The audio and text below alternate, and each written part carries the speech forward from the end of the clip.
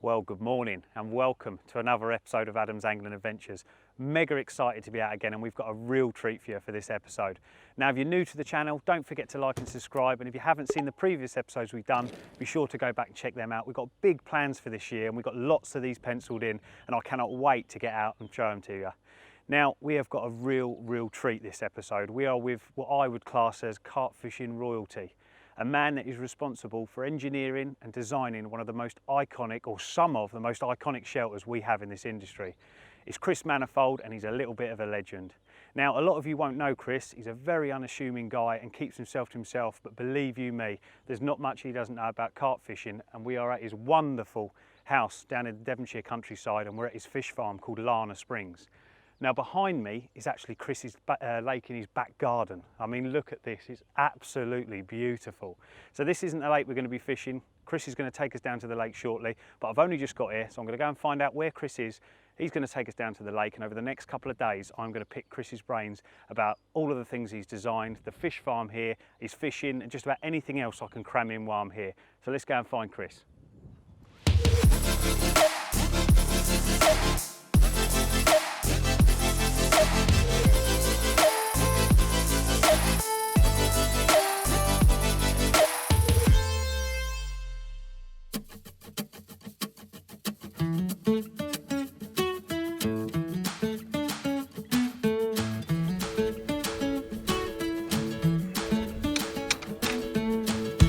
Found you. How are you doing, mate? All right, that was some journey, I'll tell you. Good trip down? It was a good trip down, yeah. I think I've done it in just over 6 hours. So right, that's not too bad. Not normally I'm driving that far unless I'm going out of England. So yeah. But what a day. I think we've timed the weather absolutely bang on. It's been really nice. This last few weeks it's just been brilliant weather-wise. Yeah. Cold at night, but nice sunny days. So yeah, fish are feeding. So yeah, what are you up to here? We should be in for one or two. Yeah? Yeah, I think so. What are you up to here? Well, we're just finishing up really, servicing the machines, getting everything ready. We'll pressure wash them off. We're going to go off digging. Got 3 lakes to do for Simon and Tinny Pomeroy at Tracks Angling. So he's got a bit of land there. He's always wanted to put lakes in, and he keeps talking about it, and he's finally pulled the trigger. Got the planning through about a month ago. So yeah, we'll just get them serviced up, make sure everything's running right, and then we'll get them loaded up and off we go. We should be starting in another 2 or 3 weeks. So fantastic, mate. I've been really looking forward to this. I know we've had it in the plans for a while, and I'm going to punish you to death over the next couple of days, so I hope you don't mind. Going to rattle my brain. I am, but your good ladies made me a cup of tea, so I'll let you finish off up here, and then if you come and find me, and we'll wander down and have a look at the lake. Yeah, sure. See you in a bit. Mate. Yeah, okay.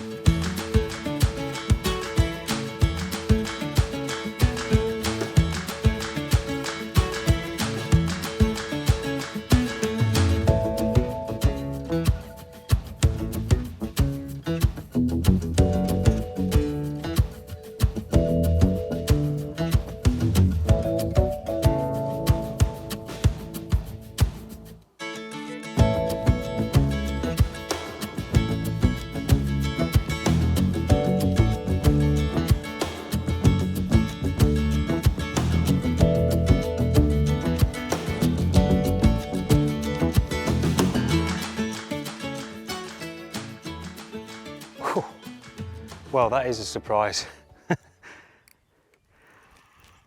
We've only just got the rods out. I'll talk you through what I've done in a minute, but totally unexpectedly, before we've even thought about getting the houses up and getting sorted, this rod's ramped up. Ramped off, sorry, should I say. I don't think it's a particularly big fish, but what a result to get one within about quarter of an hour. And I say unexpected, and I'll fill you in a bit more on that when we sit down and do a bit to camera. But this is pretty unexpected so quick, but you never know, might be the start of things to come. So his flank glistening in the sun, and I think he's going to be ours now. What a welcome to Lana Springs. In the net you go. Oh, fantastic. What a result. Let's have a look and see what we got. Well, how about that for a start at a new venue and another episode of Adam's Angling Adventures. Absolutely unexpected, as I said. We've been having a good rattle with Chris, we had a good look around the lake, and some of the things Chris was telling me, I was not expecting a quick bite. I'll go into that in a bit more detail later on, but this one's caught us a bit by surprise. We weren't quite ready. We sort of just got the rods fishing. I'll talk you through that a little bit later on about what I've done, because I've done something a little bit different. This one has actually come on a pretty standard method, but I've got a couple of different things going on the other rods. But if that's the start, let's hope we're going to have a few more. And as the sun sets on this beautiful, beautiful lake down in Devon, that is the dream start to the session.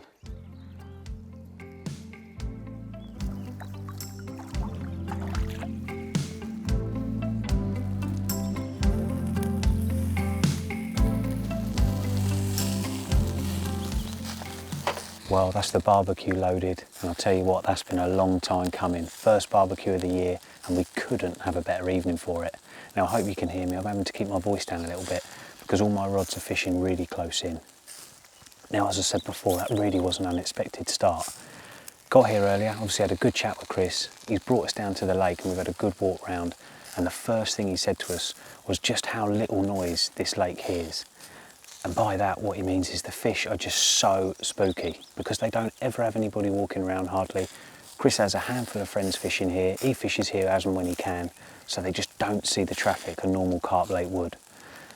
Now, I must admit, before I come here, when I heard all that, I just assumed we were going to be catching loads. They're not seeing a lot of pressure, not seeing a lot of bait, so I just thought it was going to be as simple as setting a few traps and we were going to catch a load of carp. Now, Chris soon told me that wasn't going to be the case when we had a walk round. It's a low stock as it is. I'm not going to go into detail about the stock. I'll let Chris explain more about that tomorrow. I hope you can still see me, by the way. The old barbecue's smoking away here. Try and chuck them over to the side a bit.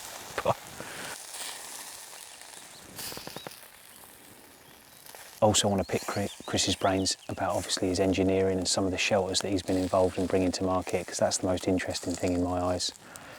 But we could not have asked for a better start. I did not expect to catch that fish so quick, especially after everything Chris had said. But a simple little trap in the edge, little PVA bag and a few pellets over the top has seen us get off the mark with that beautiful mirror. Oh, I just heard a bleep then.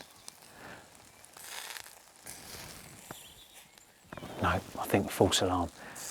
But yeah, we couldn't have got off to a better start with that beautiful mirror. And I tell you what, it's the most stunning evening. And if that's the start of things to come, I've got to have a look at that rod. Hold on, I'll be back. Right, I'm back. It was a false alarm, but I had to check because of the method that I'm fishing. I was just about to go into a bit of detail about that. Now, Chris says here they love getting caught in the edge. And they said, obviously, they are really, really spooky.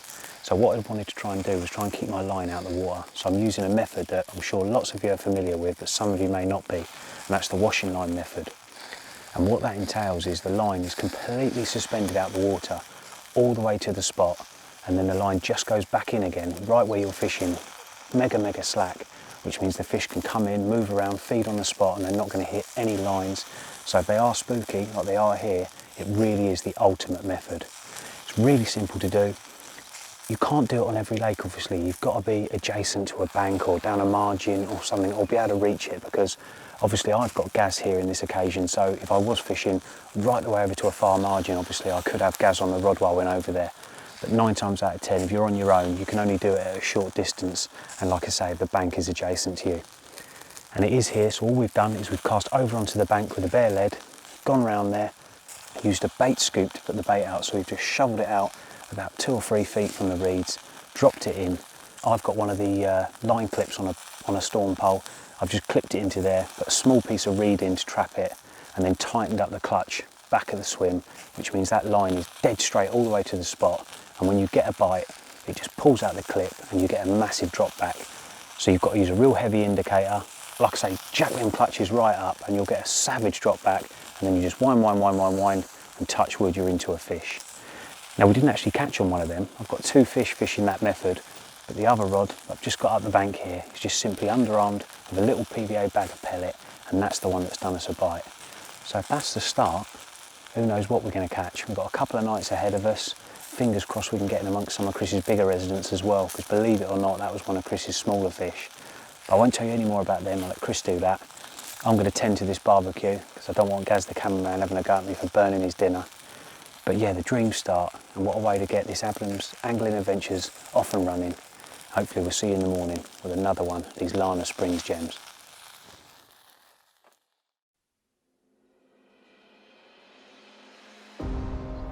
Well, good morning, and a little update after yesterday's action. Unfortunately, as you've seen, we've not had another fish to show you this morning. I'm not overly surprised. Now, I went into the night really confident. We had a beautiful sunset last night and a gorgeous barbecue, and I did think we were going to nick another fish.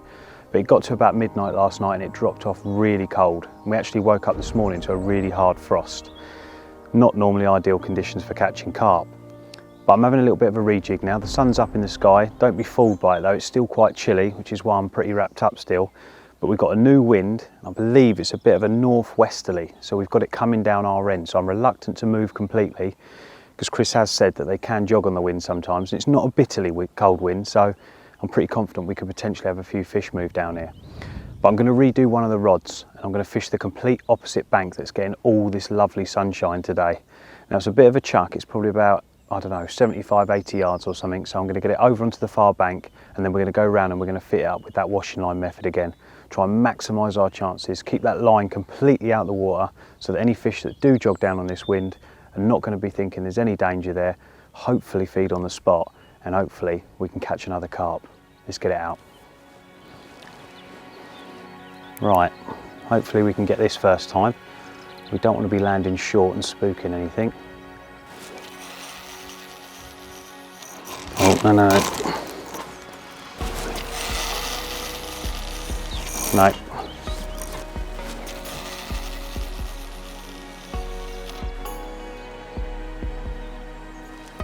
Okay, that is just about perfect, I think.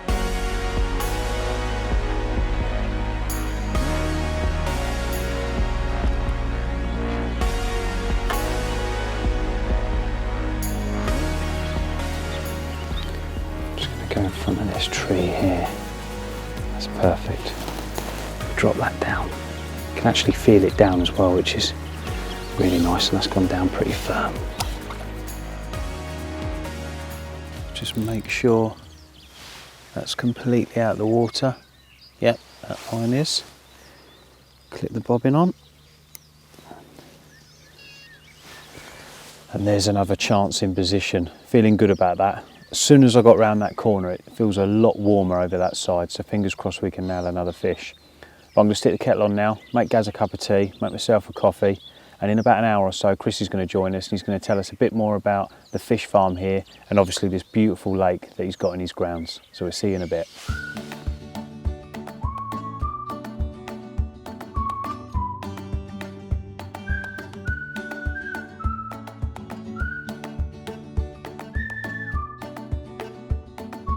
Right, we've got you, Chris. Pinned you down.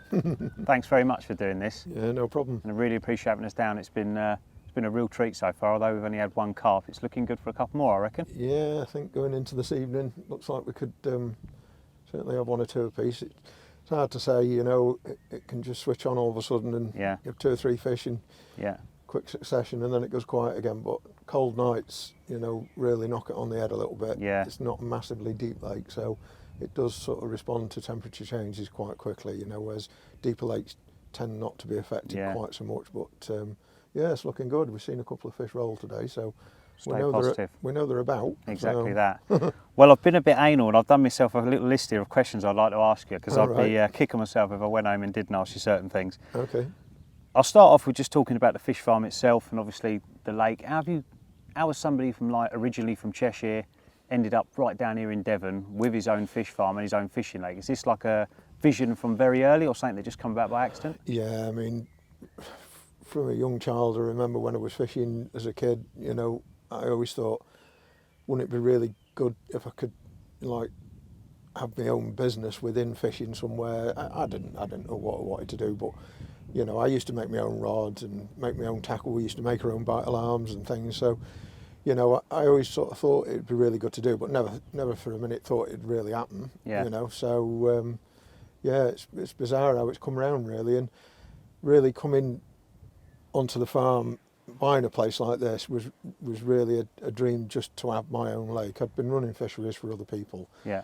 And you've always got your hands tied when, you know, it's somebody else's lake. They won't let you do this, they won't let you do that, and yeah, it's always difficult to to make it into something special. So Sure. I really just wanted my own lake, and ideally what I would have liked is a 6-acre lake. And initially that was all I wanted, was my own lake. But Yeah.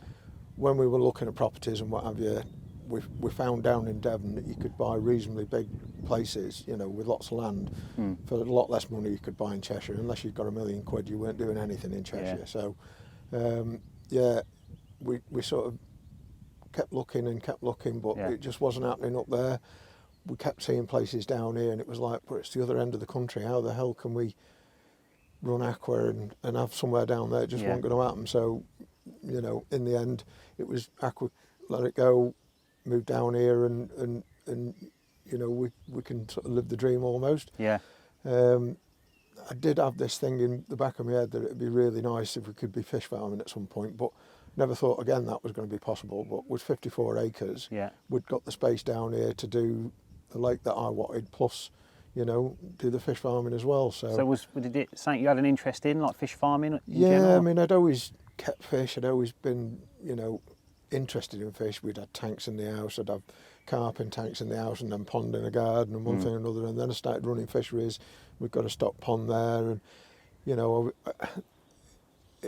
running fisheries was really good. I really enjoyed it, but there was one element of it that I didn't like, and that was with really dealing with people that just wanted to just abuse a place. And day ticket lake, where you'd go down and there'd be rubbish everywhere, and it was the people that spoilt it really. And not everybody. I've met some really good people, you know, and still friends today with people that I've met through running fisheries, and I wouldn't change it for the world. But the one side of it that spoilt it a little bit was the people that just abused it, you know. So I loved sort of the whole management side of it, looking after lakes, and it was interesting. It was learning. Every day's a school day, and it still is today. We're still learning, you know, 30 years on, sort of thing, still learning every day. So, you know, having a fish farm allows me to do everything I want with the fish, but I don't have to deal with that day in, day out customer that's coming on. And I'm having to, I don't like confrontation. You know, having to fall out with people and what have you because they're breaking the rules just didn't appeal to me at all, sort of thing, you know. So, but yeah, I met some really good people, and like I say, I'm still good friends with them today, and I wouldn't change it for the world, but I don't miss the idiots. No, it's lovely having your own slice of paradise as well, isn't it? Yeah, it is, and it is a bit of an indulgence when you think how much value is worth of fish are in here, and how much it costs to dig it all, and the amount of work it takes to keep it how it is, sort of thing. But if you enjoy what you're doing, it doesn't feel like work. No. So you know, well-known phrase, that one, isn't it? Yeah, it can be hard work at times, and sometimes you might think, what am I doing? You know. Yeah. When it's bloody sideways hail in the middle of winter, and you're out, you know, netting and doing. But no, you've got to take the good with the bad, haven't you? There's more good than bad. So. Of course there is.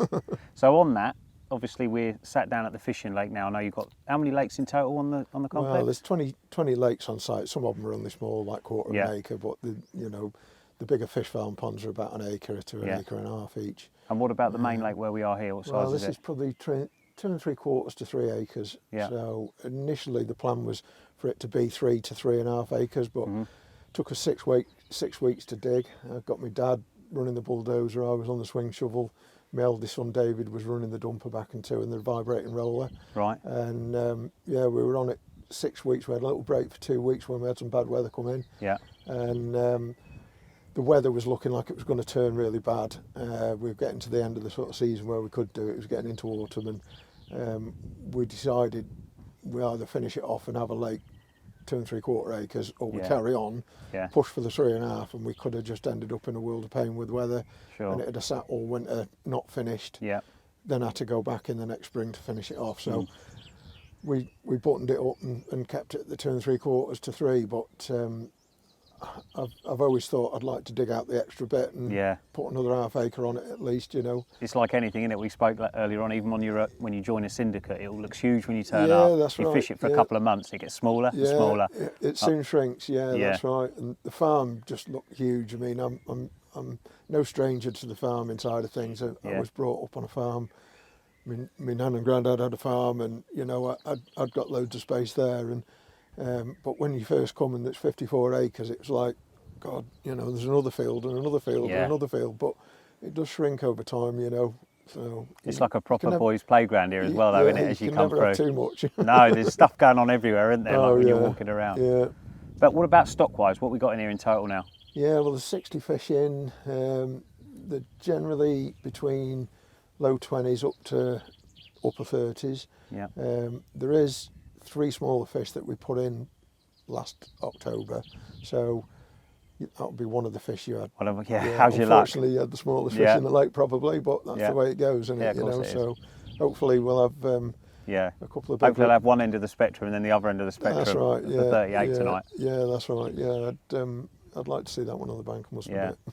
No, it's fantastic. Well, one of the things that was really intrigued me, and I've had a little bit of a rattle with you about it, I didn't believe the guys at work when they told me this, that every fish in here is a male. Yeah. Which I find really interesting, and I sort of couldn't get my head around why. So why is that? Yeah, I really just didn't want them spawning in here. I didn't want to have to deal with all the small fish, which can, you know, carp can be prolific breeders, you know, if there's no predators to keep them in check.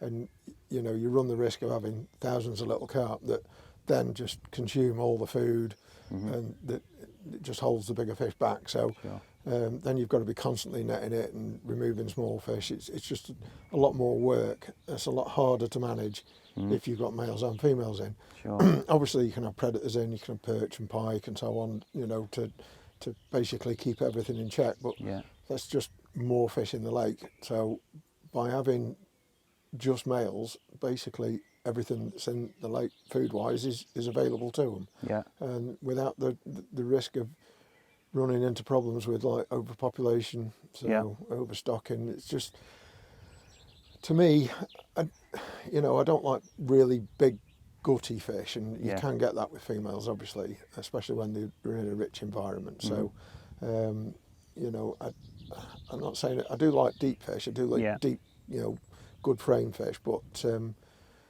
the fact that they're all males, you know, the other side of it as well is they do tend to live a bit longer because females can run into problems.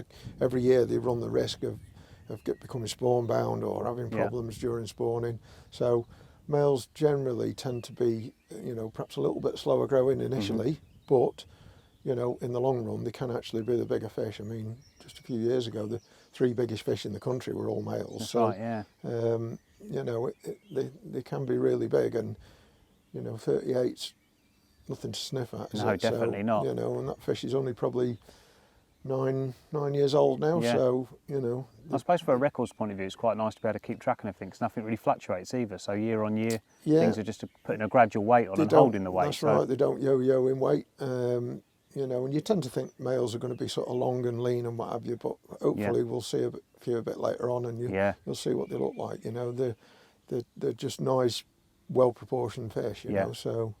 Well, I've seen plenty of pictures. I'd certainly like to have a couple of in my album, that's for sure. Yeah, that's right, yeah. I mean, there's still a bit of mystery about it. When we stocked it, I didn't want to know every single fish that went in, so I asked my son to put them in. We stocked it 3 years ago, and we put 50 C4s in, between 8 and 12 pound, and I just said to him, literally, just put me 50 in there. I don't want to see them. I walked off and let him get on with it. Nice. And retain the mystery. I just want to keep the mystery. You know, if I know and log every fish that's in here, it just detracts from it for me. You know, it's. Well, I think carp fishing has become quite like that now, isn't it? And although it's great, you know, having like Billy Bob at 45 and Jack's mate at this and all that, it's great. But there's something about that mystery. Yeah, that's right. From a management point of view, you know, it is good to keep records of what fish are doing what and so on. But from my point of view, as an angler, I'm also the fishery manager as such, but I'm also the angler. So I just didn't want to know. I want it to be a surprise.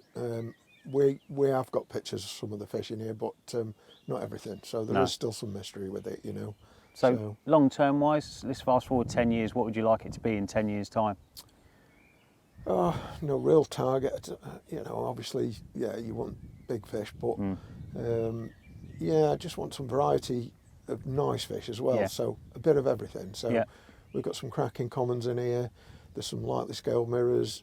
There's linears. There's scattered scale fish, and some of the younger fish that we've got coming through now. We've got some real heavily plated, big-shouldered, big frame fish. So we're going to stock a few of them perhaps next year.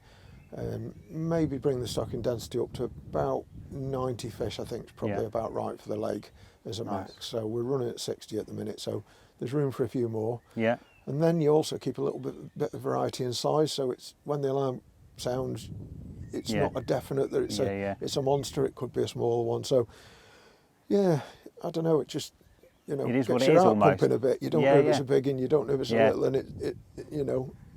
Some people might get disappointed if it's only £15, and you know they were hoping for a big one, but that's fishing, isn't it? Yeah, of course it is. The not knowing is a lot more exciting than the knowing, isn't it? I think so. I think so. You know, if when it goes, you know, every fish in there is over 30 or whatever, then I don't know. It spoils it a little bit. Yes, it's good because you know they're all big, but I think it's best if it's a little bit mixed, and of course eventually they'll all be big, but some will always be bigger than others. Of course they will. Yeah. Watch this space. Yeah, that's right. Well, as far as the fish go though, before we end on this, if anyone wants any fish or wants to look to stock any of your fish, they can simply go on the Lana Springs website, get in touch with you. Yeah, that's right. We've got a website. You know, you can either send us an email or ring or leave a message, whatever you want to do. And we have fish available every year. Obviously, the bigger fish, you have to order them in advance. So 30s, we're sort of currently running 2 years waiting list for them. 20s, generally it needs to be sort of ordering 12 months before to definitely get them. And then smaller fish tend to be, you know, still available later in the year sort of thing. So you can still place an order in middle of August and still expect to get fish that autumn sort of thing. So fantastic. Well, I'm sure plenty of people will be checking out the website, that's for sure. Yeah. So moving on now, one thing I've got to ask you about before I go, obviously I've never actually come down and seen you in person, obviously being at the company as long as I have. I know lots about you, but obviously you keep yourself to yourself and I've never got to meet you. So with the 10th year now, celebrating the 10th year anniversary since the Tempest was born. Yeah. I bet that makes you feel old. Doesn't time fly? Yeah. Now, obviously right back then, you'd done the Armo. Yeah. And obviously that was hugely successful. Yeah. So when you were looking to design the Tempest, was it like a speed thing you were looking for? Did you want a faster erecting shell, or was it the shape, or what was it that made you sort of drive to try and design the Tempest in the first place? Well, the Tempest is basically an evolution of the Pioneer and the Ultralight. So the Pioneer and the Ultralight use a very similar block hinged in the centre, and you know, we were always looking for the next thing. You know, the Armo was getting copied to death. Everybody was on it. You know, we needed something that we could protect, patent to be our own. So many an hour drawing and fiddling about in the shed making stuff, and you know, just trying out ideas to make an actual shelter is quite a lot of work from scratch. So you really want to prove concept before you actually go ahead and start making prototypes of an actual shelter. So I remember we'd be sat at home, me and Dawn would be in the living room, and I'd got 2 plates with poles pivoting around individual hinges, and I was sort of going down the road of having like multiple hinges within poles, so poles wouldn't just pivot from one point, they'd pivot again. And we did actually apply for a patent, and we had it granted and everything for this double hinge thing, but we dropped it in the end because we'd improved it and come up with something better. And you know, I was sort of got a little bit stuck in my head on this double pivoting thing, and it was like, well, how can we do this? And we're discussing it, and Dawn said, well, what about if the whole thing just pivots in the middle? And I'm like, right, okay, so back off to the shed, got a hinge, welded that on the plates, and basically got it working somehow as you thought. But the next step is, right, okay, we need to make this now into something and see how you're physically going to put this up. So we've got to have handles attached to it. So it was a very early stage at that time. So, you know, from that, the Pioneer was born. So, you know, that went through to be the Pioneer. We patented that. And then a few years later, it was really wanted to go the next step of how can we do this but not have storm poles. You know, the storm poles, it's okay, but it's a bit of a fiddle, you know, to add storm poles to it, and you've got separate handles. So was the freestanding thing in your mind almost? I really wanted something that you just put up and then that's it. You didn't have to put storm poles. Obviously you can with the Tempest if you want to make it a bit more rigid, especially in bad weather and what have you. But so really it was a matter of, I'd got this idea of bringing the block forward so that it was put up from the front rather than the Pioneers put up from behind. Putting it up from behind is really good because you've then got hold of the bivvy from the back. If it's a windy day, you've got hold of it where you need to start pegging it down. Yeah. So you generally start pegging around the back and work your way to the front.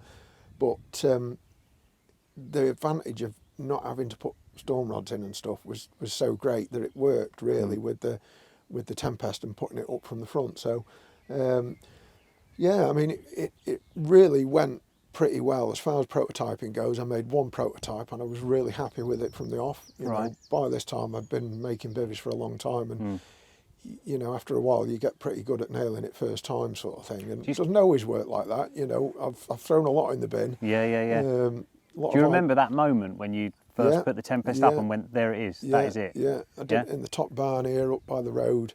I remember the weather was pretty grim, so we weren't going to put it up on the lawn. It went up under the barn there, and initially it's just a frame that's wired together with string and tape and just trying to hold everything in position. And then you can imagine the cover going on it. Next step then to make a cover for it, you know, and then you see how it's really going to be then. But getting the sizing right, it's all just done with the frame and everything's just tied up with string, you know. It looks a right mess when you're doing it, but it's the best way really, you know. I mean, you hear of people doing stuff on computers and what have you. I've never used a computer to design anything. It's always just been hands-on, make it and work it out, and you know. So was that buzz there? Like, did you obviously think I've really got something here? Was like the buzz quite? Yeah, I must admit I was very happy with it when I first did it, and obviously sizing changed a little bit. We lifted it a little bit, you know, but the concept was there, and it really did seem to be, you know, a good design that you sort of thought, where are we going to go from here though? You know, this is going to be difficult to top. You know, and even now. I've done several bivvy designs since, and you know, but never anything better than what it is already. And did you think right back then? Did you think? Obviously, we're 10 years on now, and it's still by far the market leader as far as shelters go. And if you go to any day ticket in the country, you'll probably find 75% of the bivvies around there are a Tempest. Yeah. Would you have thought right back then, like, or did you think this is something for now, but it will get improved, or did you think I just cannot see how this would be improved now? I really couldn't see how the design-wise it could become much easier to put up, much more stable. I mean, there's obviously going to be advances in materials, you know, and techniques of producing it and what have you. But I remember talking to Carl at the time, and I said to him, I said, "This is going to be it. You know, this is far better than what you've got now." Yeah. And he was like, "Oh, I don't know about that." You know, this is cold gravel at Cypher, yeah. I don't know about that. You know, I don't see how this is ever going to be bigger than an Armo. Wow. And I'm like, no, seriously, this is going to top it. You know, so.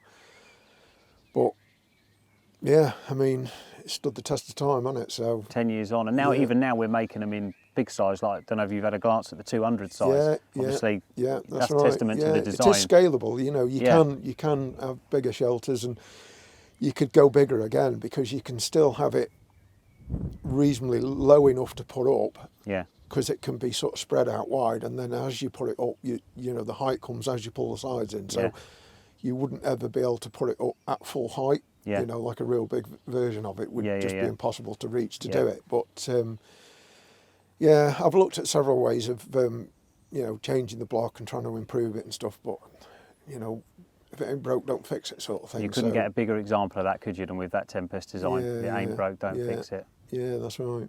Well, I really appreciate your time, Chris. Thanks for having us down. Obviously, so far the fish aren't exactly playing ball, but we've still got a little bit more time to catch one.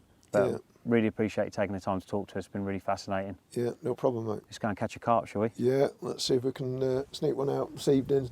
I think this evening, and then first light will be best chance. But we'll see how it goes. We've got northerly wind coming in. It's going cool, so it might be difficult, but we'll see how it goes.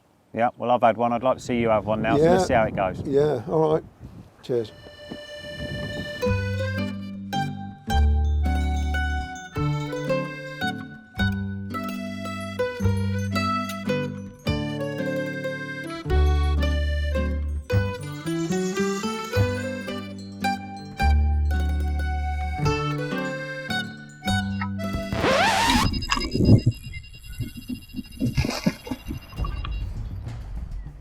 Wow, what a nice surprise that was. Oh God, I thought it'd just come off then. That was horrible, just flicked off its dorsal. I'm just a bit wary here because Chris was just telling me about half an hour ago about a mound. It's just out in front of me here. I think it's a clay mound. I think it got stuck on there because the fish was powering off, but the line was pointing directly at the mound. Well, the bite's certainly welcome, but not a surprise if I'm honest. We've seen a few fish show down here this afternoon, and I'd had a bit of a change. This was on a washing line over that far side that you saw me put out yesterday. But I'd seen too many fish show out in this central body of the water. Not big obvious shows, but just really subtle, pinprick bubbles and the occasional sort of swirl. So, God, power of this fish. So I redone the rod. Against Chris's better judgment, I had one quick cast just to feel what it was like out there. I didn't want to, God, this will not stop. I didn't want to just cast out blind, and it was lovely and clean out there. The power of this fish, unreal. Felt it was nice and clean, so a tiny little bag, 4 10mm baits in it, and a tiny little sail wafter. And then I just walked around the side and just catapulted 10 or 12 10mm over the top. And I reckon it's been out there hour and a half tops. Like I say, just doing the dinner there for me and Gaz. That's been knocked off, so we'll carry that on after this fish. He does not like it anywhere this side of that hump. The power of this fish, unreal. No idea what sort of size it is, but it's putting up a very good account for itself.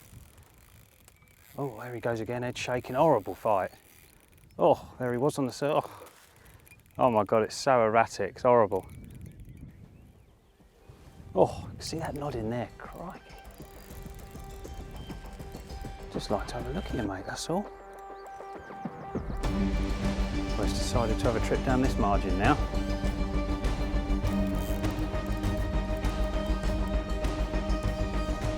They say that the males fight harder, don't they, as a rule, so a lake full of them, you're always going to have a good scrap, I guess, at Chris's Lake. There she is. Oh, is she ours? Looking like it. Is it looking like it? Yeah, in the net you go. Thank you very much. Fish number 2, and another one of Chris's gems hits the net cord. What a result.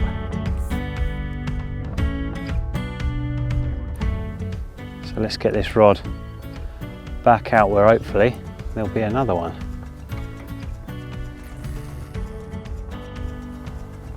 Lovely.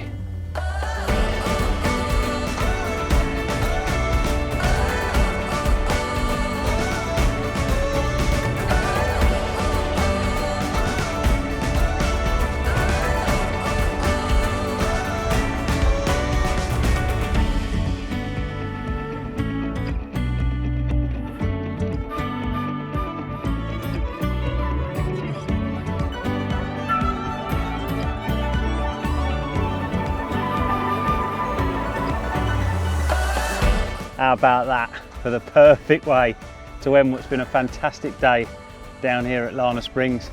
That chat with Chris this afternoon was absolutely brilliant. I've been wanting to pick his brains for a long time, and that is just the perfect example of one of Chris's commons, and you can see why it fought so hard. Look at the size of its fins. That is absolutely incredible. Gave me one hell of a fight. Gonna get a couple of quick pics of it, get it back. I'm gonna finish that dinner that I'd started, and hopefully we can catch another one. But I'll tell you what, if we go home and this is all we've caught, that mirror yesterday and this one, and that in-depth chat with Chris, I'll be more than happy. And that 12-hour round trip is more than worth it. What a lovely way to end a perfect evening here in Devon. Well, how about that? We have literally just slipped that common back, and for once the timing was on our side. The fish had just swam off. I stood up, said to Gaz what a result that was going into the evening, and the same rod that we got back out again has absolutely melted off. And if that doesn't show you the importance of getting the rod back out, I don't know what does. Lovely job. Thank you, mate. Looks a nice one. Oh yeah, it's quite a fat one, isn't it? Well, how about that for a chunky Lana Springs common? I can't believe that. There's us sitting there thinking that little mirror yesterday might be the only fish of the trip. The fish started showing down in the bay to my right. A couple of tactical changes, and it certainly looked good for one this afternoon. And now we've gone into the evening with two cracking commons. Two peas in a pod really as far as weights go. 27 pounds this one, and the other one I believe was just under 28 or just on 28. Slightly different strains, but two absolutely cracking fish. Chris has just gone round now. Hopefully he can get on the score sheet tonight. But he said if we had one, we could have two, which means we could have three. He said it just goes like that sometimes on this place. And hopefully there's a couple more still to come. Let's get a couple of snaps, and I really must finish that dinner.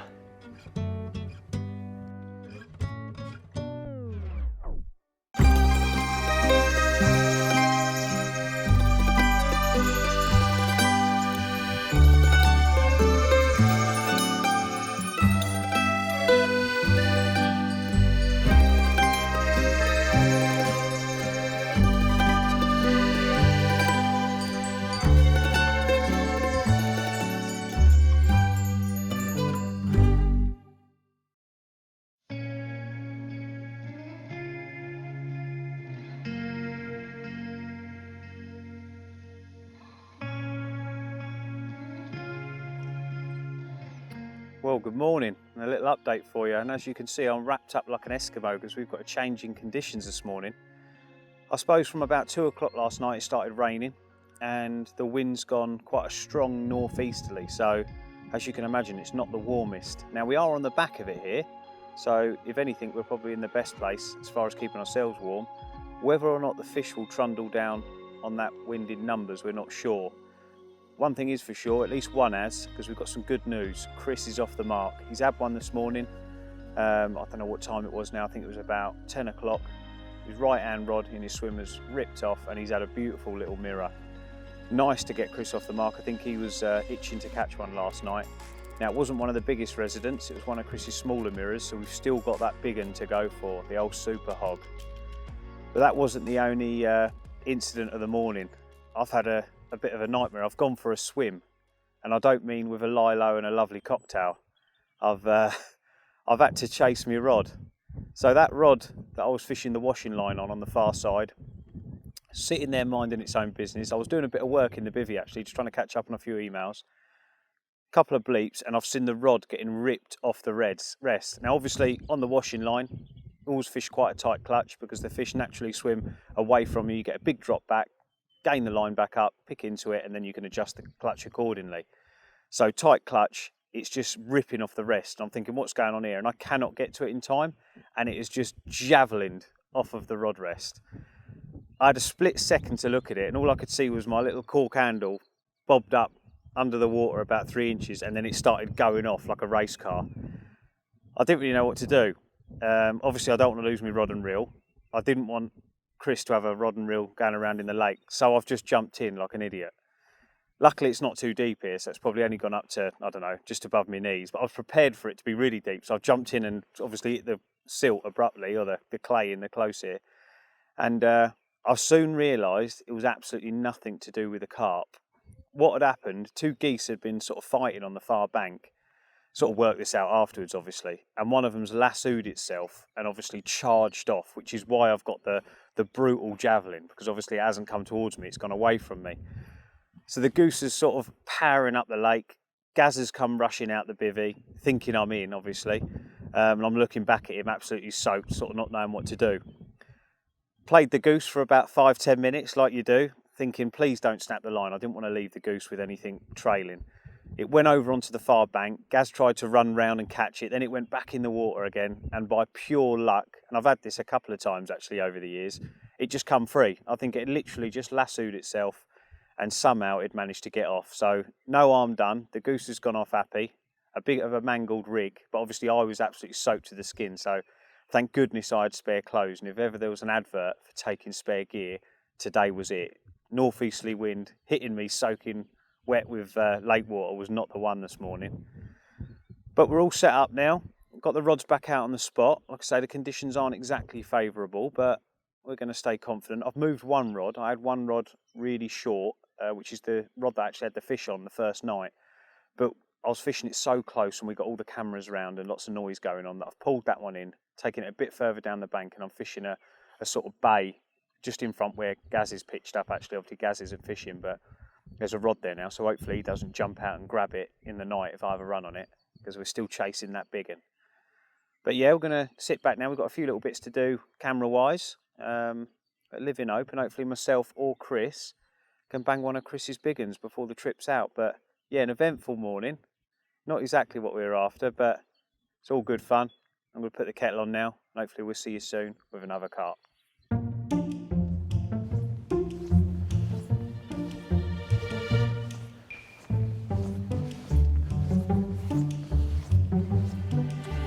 Right, in light of the events that happened this morning, Right. I felt it only necessary to insist that you wear one of these from now on, right? And I'm even going to put you one of these right next to your rods, Right. just in case you get into difficulty, even with that on, all right? Very carpy, this.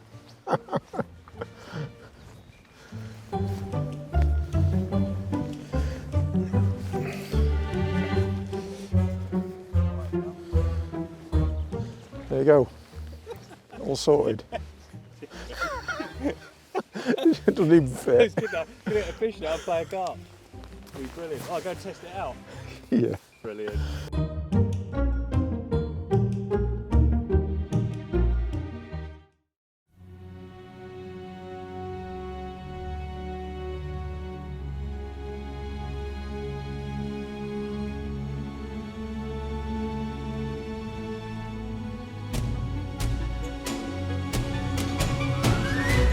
Wow, got some power. Don't know when to stop this one. It's in your swim now. Just said it's just approaching bite time. Feels like a good fish this time.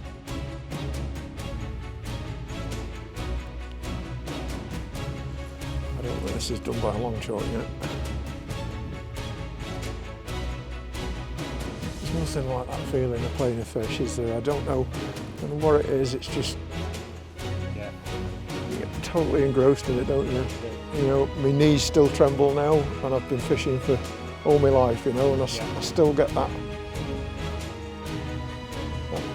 feeling of sheer excitement almost when you get that run, and especially when you think it's a big one. It's like, oh, just get in the net, please. As much as you want to play the fish and it be a good fight.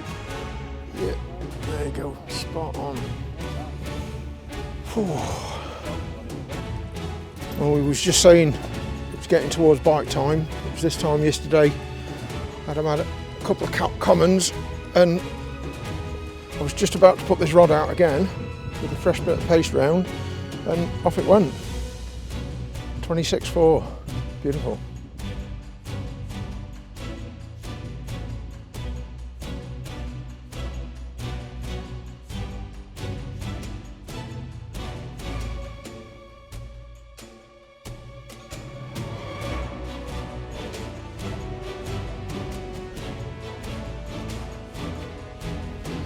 There you go.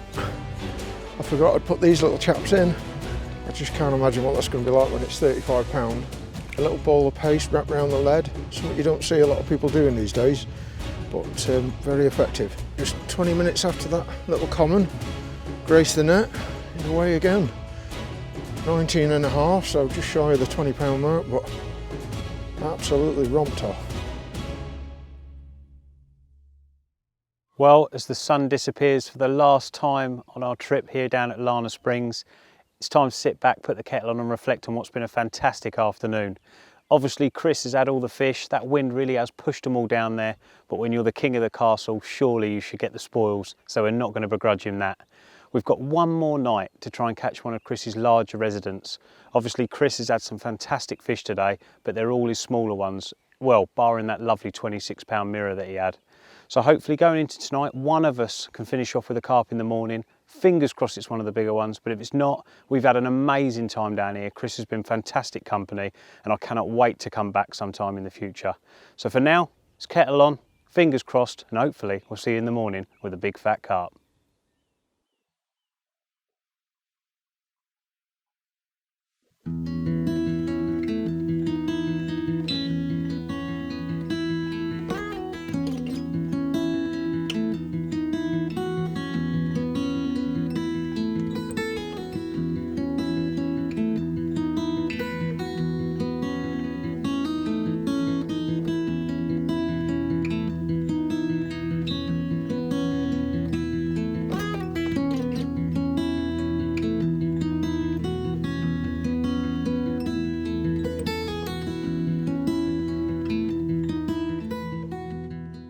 Well, good morning, and as you can see, unfortunately I'm not holding up a great big carp to finish. There's been no action to report overnight, and the only exciting thing to happen this morning is a nice egg sandwich I've just made me and Gaz. Now in summary, we've had a fantastic time, and obviously as you've seen we've caught some lovely carp, but the weather conditions haven't exactly been favourable, and I'd certainly love to come back in the summer when the carp are a bit more active. Now that is it as far as the fishing goes, but I've got a little gift to give Chris, and we've also got an amazing competition this month, and if you want to be in with a chance to win yourself a Tempest, stay tuned to the end of the vlog and I'll tell you exactly how you can win.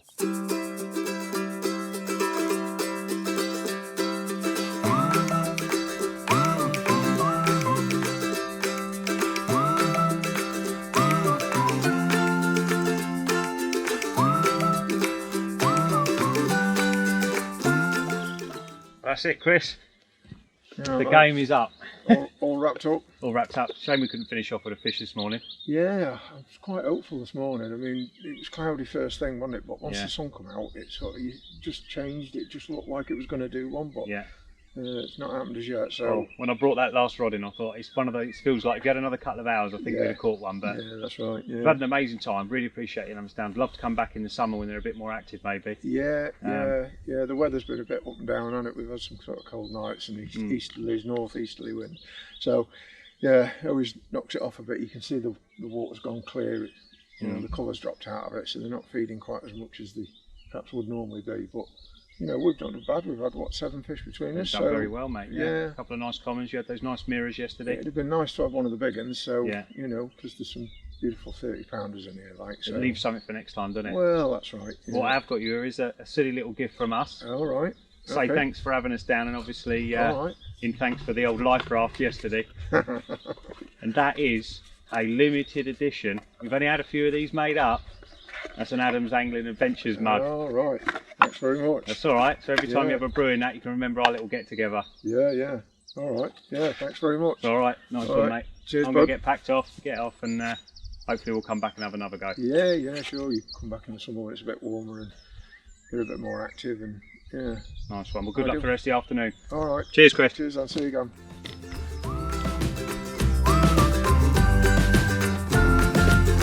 Well, the sat-nav's on and the 6.5 hour journey begins, but it's a small price to pay for what's been a fantastic session down here at Lana Springs. Now, before I go, I did say there was going to be a competition, and this one is absolutely massive. Now, with it being 10 years since the Tempest was first born, and us being down here with Chris Manifold, the inventor of the Tempest, all those years ago, we thought it'd be very apt to give away something Tempest related. So what we're going to do is give away one of the new Tempest Brolly 100s. Recently rejigged and now featuring rear vents, this is an amazing prize and the perfect shelter for any of you budding carp anglers. Now, to win the prize, simply subscribe to the Trakker YouTube channel and leave a comment below. The winner will be picked at random the next time we're out on the bank, and we'll see you on the next angling adventure.